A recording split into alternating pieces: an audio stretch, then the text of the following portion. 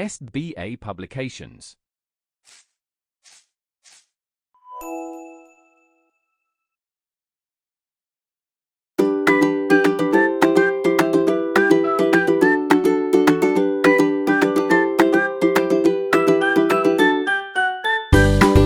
नमस्कार प्यारे बच्चों, कैसे हैं आप सब। मैं उम्मीद करती हूँ आप सब बहुत अच्छे होंगे। बच्चों, आज हम पढ़ेंगे पाठ 6 और आज के हमारे पाठ का नाम है भिखारिन। धन दौलत ने इस समाज में ऐसी रेखा खींची है जिससे मानव समाज को अमीर और गरीब दो वर्गों में बांट दिया है। अमीर लोगों ने अपने धन के बल पर धर्म के ठेकेदार अर्थात धर्मात्मा होने का चोला ओढ़ लिया है और गरीब चाहे कितना भी चरित्रवान क्यों न हो, हमेशा घृणा और शंका का पात्र माना जाता रहा है। परंतु परिस्थितियां कब किसका पक्ष लेती हैं, यह कोई नहीं जानता। कब तक भिखारी दाता और एक सेठ याचक बन जाए। परंतु परिस्थितियां कब किसका पक्ष ले लेती हैं, यह कोई नहीं जानता। कब एक भिखारी दाता और एक सेठ याचक बन जाए, किसे पता। आइए शुरू करते हैं हमारे आज की कहानी। अंधी प्रतिदिन मंदिर के दरवाजे पर जाकर खड़ी होती। दर्शन करने वाले बाहर निकलते तो वह अपना हाथ फैला देती और नम्रता से कहती, बाबूजी, अंधी पर दया हो जाए। वह जानती थी कि मंदिर में आने वाले सहृदय और श्रद्धालु हुआ करते हैं। उसका यह अनुमान असत्य नहीं था। आने जाने वाले 2-4 पैसे उसके हाथ पर रख देते। अंधी उनको दुआएं देती और उनकी सहृदयता को सराहती। स्त्रियां भी उसके पल्ले में थोड़ा बहुत अनाज डाल दिया करती थी। प्रातः से संध्या तक वह इसी प्रकार हाथ फैलाए खड़ी रहती। उसके पश्चात मन ही मन भगवान को प्रणाम करती और अपनी लाठी के सहारे झोपड़ी का पथ ग्रहण करती। उसकी झोपड़ी नगर से बाहर थी। रास्ते में भी याचना करती जाती, किंतु राहगीरों में अधिक संख्या श्वेत वस्त्र वालों की ही होती है, जो पैसे देने की अपेक्षा झिड़कियां दिया करते हैं। तब भी अंधी निराश न होती और उनकी याचना बराबर जारी रहती। झोपड़ी तक पहुंचते पहुंचते उसे 2-4 पैसे और मिल जाते। झोपड़ी के समीप पहुंचते ही एक 10 वर्ष का लड़का उछलता कूदता आता और उससे चिपट जाता। अंधी टटोलकर उसके मस्तक को चूमती। बच्चा कौन है, किसका है, कहाँ से आया, इस बात से कोई परिचय न था। 5 वर्ष हुए। पास पड़ोस वालों ने उसे अकेला देखा था। इन्हीं दिनों तक संध्या समय लोगों ने उसकी गोद में एक बच्चा देखा, वह रो रहा था। अंधी उसका मुख चूमकर उसे चुप कराने का प्रयत्न कर रही थी। वह कोई असाधारण घटना नहीं थी। अतः किसी ने भी न पूछा कि बच्चा किसका है। उसी दिन से यह बच्चा अंधी के पास था और प्रसन्न था। उसको वह अपने से अच्छा खिलाती और अच्छा ही पहनाती। अंधी ने अपनी झोपड़ी में एक हांडी गाड़ रखी थी। संध्या समय जो कुछ मांग कर लाती उसमें डाल देती और उसे किसी वस्तु से ढांप देती, इसलिए कि दूसरे व्यक्तियों की दृष्टि उस पर ना पड़े। खाने के लिए अन्न काफी मिल जाता था। उससे काम चलाती। पहले बच्चे को पेट भरकर खिलाती, फिर स्वयं खाती। रात को बच्चे को अपने वक्ष से लगाकर वहीं पड़े रहती। प्रातःकाल होते ही उसको खिला पिलाकर फिर मंदिर के द्वार पर जाकर खड़ी हो जाती। काशी में सेठ बनारसी दास बहुत ही प्रसिद्ध व्यक्ति हैं। बच्चा बच्चा उनकी कोठी से परिचित है। बहुत बड़े देशभक्त और धर्मात्मा हैं। धर्म में उनकी बड़ी रुचि है। दिन के 12 बजे तक सेठ स्नान ध्यान में संलग्न रहते हैं और कोठी पर हर समय भीड़ लगी रहती है। कर्ज के इच्छुक तो आते ही थे, परंतु ऐसे व्यक्ति का भी तांता बंधा रहता जो अपनी पूंजी सेठ जी के पास धरोहर रूप में रखने आते थे। सैकड़ों भिखारी अपनी जमा पूंजी इन्हीं सेठ जी के पास जमा करके जाते थे। अंधी को भी यह बात ज्ञात थी, किंतु पता नहीं अब तक वह अपनी कमाई यहाँ जमा कराने में क्यों हिचकिचाती रही। उसके पास काफी रुपए हो गए थे, हांडी लगभग पूरी भर गई थी। उसको शंका थी कि कोई चुरा न ले।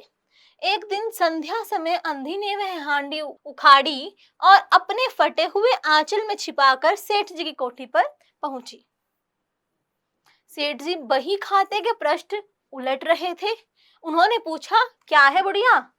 अंधी ने हांडी उनके आगे सरका दी और डरते डरते कहा, सेठ जी इसे अपने पास जमा कर लो, मैं अंधी अपाहिज कहाँ रखती फिरूंगी। सेठ जी ने हांडी की ओर देखकर कहा, इसमें क्या है? अंधी ने उत्तर दिया, भीख मांग मांग कर अपने बच्चे के लिए 2-4 पैसे संग्रह किए हैं, अपने पास रखते डरती हूँ, कृपया इन्हें आप अपनी कोठी में ही रख लें। सेठ जी ने मुनीम की ओर संकेत करते हुए कहा, बही में जमा कर लो। फिर बुढ़िया से पूछा, तेरा नाम क्या है? अंधी ने अपना नाम बताया। मुनीम जी ने नकदी गिनकर उनके नाम से जमा कर ली और वह सेठ जी को आशीर्वाद देती हुई अपनी झोपड़ी में वापस चली गई। 2 वर्ष बहुत सुख के साथ बीते। इसके पश्चात एक दिन लड़के को ज्वर ने आ दबाया। अंधी ने घरेलू दवा दारू की झाड़ फूंक से भी काम किया, टोने टोटके की परीक्षा की, परंतु संपूर्ण प्रयत्न व्यर्थ ही सिद्ध हुआ। लड़के की दशा प्रतिदिन बुरी होती गई। अंधी का हृदय टूट गया। साहस ने जवाब दिया, निराश हो गई, परंतु फिर ध्यान आया कि संभवतः डॉक्टर के इलाज से फायदा हो जाए। इस विचार के आते ही वह गिरती पड़ती सेठ जी की कोठी पर पहुंची। सेठ जी उपस्थित थे। अंधी ने कहा, सेठ जी मेरी जमा पूंजी में से 10-5 रुपए मुझे मिल जाए तो बड़ी कृपा होगी। मेरा बच्चा मर रहा है, उसे डॉक्टर को दिखाऊंगी। सेठ जी ने कठोर स्वर में कहा, कैसी जमा पूंजी, कैसे रुपए? मेरे पास किसी के रुपए जमा नहीं है। अंधी ने रोते हुए उत्तर दिया, 2 वर्ष हुए मैं आपके पास धरोहर रख कर गई थी, दे दीजिए, आपकी बड़ी कृपा होगी। सेठ जी ने मुनीम की ओर रहस्यमय दृष्टि से देखते हुए कहा, मुनीम जी जरा देखना तो, इसके नाम की कोई पूंजी जमा है क्या? तेरा नाम क्या है नी? ऐसे उस अंधी से पूछा। अंधी की जान में जान आई, आशा बंधी। पहला उत्तर सुनकर उसने सोचा कि सेठ बेईमान है, किंतु अब सोचने लगी संभवत उसे ध्यान न रहा होगा। ऐसा धर्मी व्यक्ति भी भला कहीं झूठ बोल सकता है। उसने अपना नाम बता दिया। उलट पलट कर देखा, फिर कहा, नहीं तो इस नाम पर एक पाई भी जमा नहीं है। अंधी वहीं जमी बैठी रही। उसने रो रो कर कहा, सेठ जी परमात्मा के नाम पर, धर्म के नाम पर कुछ दे दीजिए, मेरा बच्चा जी जाएगा, मैं जीवन भर आपके गुण गाऊंगी। परंतु पत्थर में जोंक न लगी।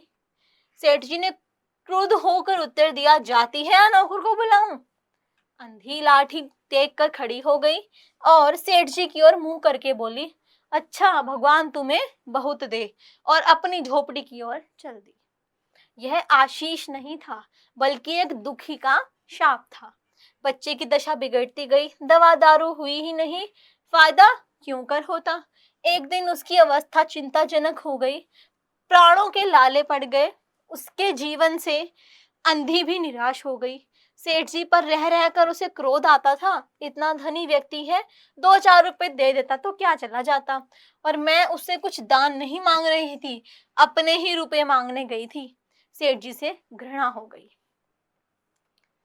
बैठे बैठे उसको कुछ ध्यान आया। उसने बच्चे को अपनी गोद में लिया और ठोकरें खाती गिरती पड़ती सेठ जी के पास पहुंची और उनके द्वार पर धरना देकर बैठ गई। बच्चे का शरीर ज्वर से भभक रहा था और अंधी का कलेजा भी। एक नौकर किसी काम से बाहर आया। अंधी को बैठा देखकर उसने सेठ जी को सूचना दी। सेठ जी ने आज्ञा दी कि उसे भगा दो। नौकर ने अंधी से चले जाने को कहा, किंतु वह उस स्थान से न हिली। मारने का भय दिखाया, पर वह टस से मस न हुई। उसने फिर अंदर जाकर कहा कि वह नहीं टलती। सेठ जी स्वयं बाहर पधारे, देखते ही पहचान गए। बच्चे को देखकर उन्हें बहुत आश्चर्य हुआ कि उसकी शक्ल सूरत उनके मोहन से बहुत मिलती जुलती है। 7 वर्ष हुए तब मोहन किसी मेले में खो गया था। बहुत खोज की पर उसका कोई पता नहीं मिला। उन्हें स्मरण हो आया कि मोहन की जांघ पर एक लाल रंग का चिन्ह था। इस विचार के आते ही उन्होंने अंधे की गोद के बच्चे की जांघ देखी। चिन्ह अवश्य था परंतु पहले से कुछ बड़ा। उनको विश्वास हो गया कि बच्चा उन्हीं का है। तुरंत उसको छीनकर अपने कलेजे से चिपका लिया। शरीर ज्वर से तप रहा था। नौकर डॉक्टर लाने के लिए भेजा और स्वयं मकान के अंदर चल दिए। अंधी खड़ी हो गई और चिल्लाने लगी, मेरे बच्चे को ना ले जाओ, मेरे रुपए तो हजम कर गए, अब क्या मेरा बच्चा भी मुझसे छीनोगे?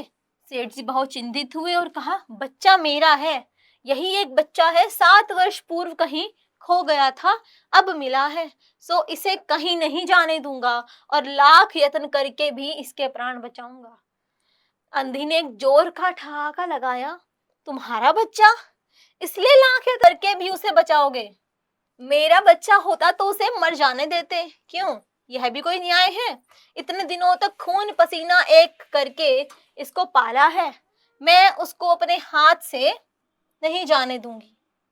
सेठ जी की अजीब दशा थी, कुछ करते धरते बन नहीं पड़ता था। कुछ देर वहीं मौन खड़े रहे, फिर मकान के अंदर चले गए। अंधी कुछ समय तक खड़ी रोती रही और फिर वह भी अपनी झोपड़ी की ओर चल दी। दूसरे दिन प्रातःकाल प्रभु की कृपा हुई या दवा ने जादू का सा प्रभाव दिखाया। मोहन का ज्वर उतर गया। होश आने पर उसने आंख खोली तो सर्वप्रथम उसकी जबान से निकला, माँ। चहु और अपरिचित शक्लें देखकर उसने अपने नेत्र फिर बंद कर लिए। उस समय से उसका ज्वर फिर अधिक होना आरंभ हो गया। माँ माँ की रट लगी हुई थी। डॉक्टरों ने जवाब दे दिया। सेठ जी के हाथ पांव फूल गए। चहु और अंधेरा दिखाई पड़ने लगा। क्या करूं, एक ही बच्चा है, इतने दिनों बाद मिला भी तो मृत्यु उसको अपने चंगुल से दबा रही है, इससे कैसे बचाऊं? सहसा उनको अंधी का ध्यान आया। पत्नी को बाहर भेजा कि देखो कहीं वह अब तक द्वार पर न बैठी हो, परंतु वह वहां कहाँ। सेठ जी ने फिटन तैयार कराई और बस्ती से बाहर उसकी झोपड़ी पर पहुंचे। झोपड़ी बिना द्वार के थी। अंदर गए, देखा अंधी एक फटे पुराने टाट पर पड़ी है और नेत्रों से अश्रुधारा बह रही है। सेठ जी ने धीरे से उसको हिलाया। उसका शरीर भी अग्नि की भांति तप रहा था। सेठ जी ने कहा, बुढ़िया, तेरा बच्चा मर रहा है, डॉक्टर निराश हो गए, रह रह कर वह तुझे पुकारता है, अब तू ही उसके प्राण बचा सकती है। चल और मेरे नहीं नहीं अपने बच्चे की जान बचा ले। अंधी ने उत्तर दिया, मरता है तो मरने दो, मैं भी मर रही हूँ, हम दोनों स्वर्गलोक में फिर माँ बेटे की तरह मिल जाएंगे। इस लोक में सुख नहीं है, वहां मेरा बच्चा सुख में रहेगा, मैं वहां इसकी सुचारू रूप से सेवा शुश्रूषा करूंगी। सेठ जी रो दिए। आज तक उन्होंने किसी के सामने सिर न झुकाया था, किंतु इस समय अंधी के पांवों पर गिर पड़े और रो रो कर कहा, ममता की लाज रख लो, आखिर तुम भी इसकी माँ हो, चलो तुम्हारे जाने से वह बच जाएगा। ममता शब्द ने अंधी को विकल कर दिया। उसने तुरंत कहा, अच्छा चलो। सेठ जी सहारा देकर उसे बाहर लाए और फिटन पर बिठा दिया। फिटन घर की ओर दौड़ने लगी। उस समय सेठ जी और अंधी भिखारी दोनों की एक ही दशा थी। दोनों की यही इच्छा थी कि शीघ्र से शीघ्र अपने बच्चे के पास ही पहुंच जाए। कोठी आ गई। सेठ जी ने सहारा देकर अंधी को उतारा और अंदर ले गए। भीतर जाकर अंधी ने मोहन के माथे पर जैसे ही हाथ फेरा, मोहन पहचान गया कि यह उसकी माँ का हाथ है। उसने तुरंत नेत्र खोल दिए तो उसे अपने समीप खड़े हुए देखकर कहा, माँ तुम आ गई। अंधी भिखारिन मोहन के सिरहाने बैठ गई और उसने मोहन का सिर अपनी गोद में रख लिया। उसको बहुत सुख अनुभव हुआ और वह उसकी गोद में तुरंत ही सो गया। दूसरे दिन से मोहन की दशा अच्छी होने लगी और 10-15 दिन में वह बिल्कुल स्वस्थ हो गया। जो काम हकीमों के जो शांदे, वैद्यों की पुड़िया और डॉक्टरों के मिक्सचर न कर सके, वह अंधी की स्नेहमयी सेवा ने पूरा कर दिया। मोहन के पूरी तरह स्वस्थ हो जाने पर अंधी ने विदा मांगी। सेठ जी ने बहुत कुछ कहा कि वह उन्हीं के पास रह जाए, परंतु वह सहमत नहीं हुई। विवश होकर विदा करना पड़ा। जब वह चलने लगी तो सेठ जी ने रुपयों की एक थैली उसके हाथ में थमा दी। अंधी ने मालूम किया, इसमें क्या है? सेठ जी ने कहा, इसमें तुम्हारी धरोहर है, तुम्हारे रुपए, मेरा वह अपराध। अंधी ने बात बात काट कर कहा, यह रुपए तो मैंने तुम्हारे मोहन के लिए संग्रह किए थे, उसी को दे देना। अंधी ने थैली वहीं छोड़ दी और लाठी टेकती हुई चल दी। बाहर निकलकर फिर उसने घर की ओर नेत्र उठाए। उसके नेत्रों से अश्रु बह रहे थे, किंतु वह एक भिखारन होते हुए भी सेठ से महान थी। इस समय सेठ याचक था और वह थी दाता। आइए अब पढ़ते हैं शब्दार्थ। नम्रता, प्यार, सहृदय, दयालु, पथ, रास्ता, ग्रहण, स्वीकार, याचना, प्रार्थना, मस्तक, माथा, प्रयत्न, कोशिश, दृष्टि, नजर, वक्ष, छाती, रहस्यमयी, रहस्य से भरी, घृणा, नफरत, भभकना, बुरी तरह से जलना, अपरिचित, अनजान, नेत्र, आंख, अश्रुधारा, आंसुओं की धारा, लाज रखना, सम्मान बचाना, विकल, बेचैन, दाता, देने वाला, और याचक, मांगने वाला। प्यारे बच्चों, आगे आपको अभ्यास कार्य दिया गया है, इसे आप स्वयं करने का प्रयास करें। आज के लिए इतना ही। मिलते हैं अगली कक्षा में एक नए विषय के साथ। धन्यवाद।